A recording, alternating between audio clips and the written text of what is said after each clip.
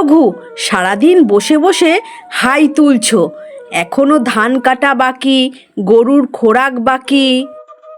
আমি একাই ঘরের কাজ সামলাই, আর তুমি? আরে বউ, আমি কি বসে আছি? আরে আমি ভাবছি। ভাবছো মানে?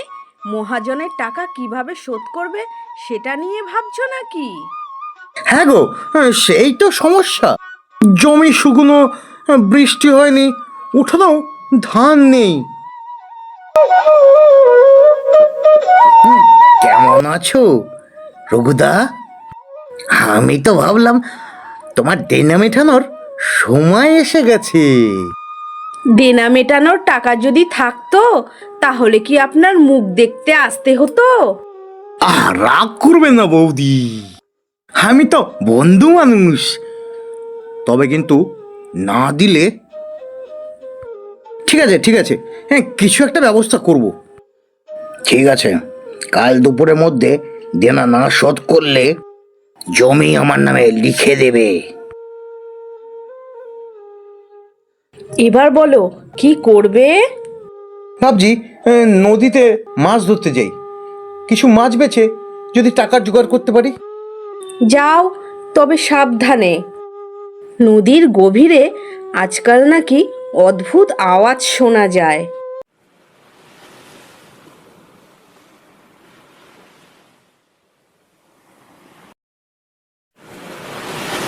ওরে চাষ,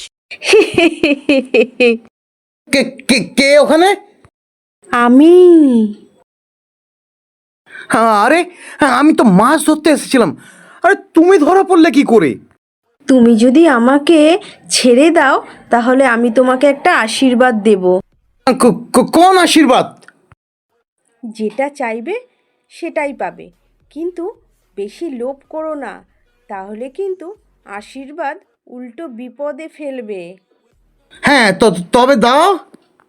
কাল সকালে আমার বাড়িতে একটা সোনার মাছ দেখা দেবে, যেটা বিক্রি করে আমি মহাজনের টাকা শোধ করব, ঋণ শোধ করব।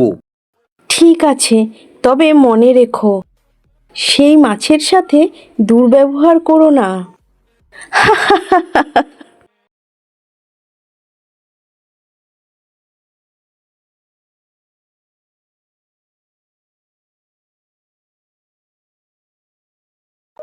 রঘু, এটা কোথা থেকে আনলে?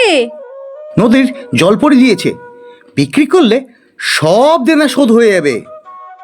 এত সুন্দর মাছ বিক্রি না করে যদি খেয়ে ফেলি? না না, দুর্ব্যবহার করলে জল পড়ে বলেছে, খুব বিপদ হবে। আচ্ছা আচ্ছা, তবে বাজারে নিয়ে চলো।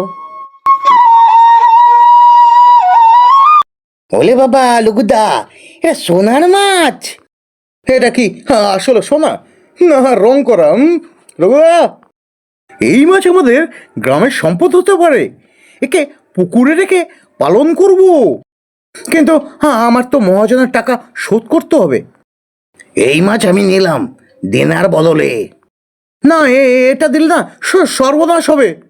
সর্বনাশ হলে হোক, আমার সোনা চাই। এ আবার কি?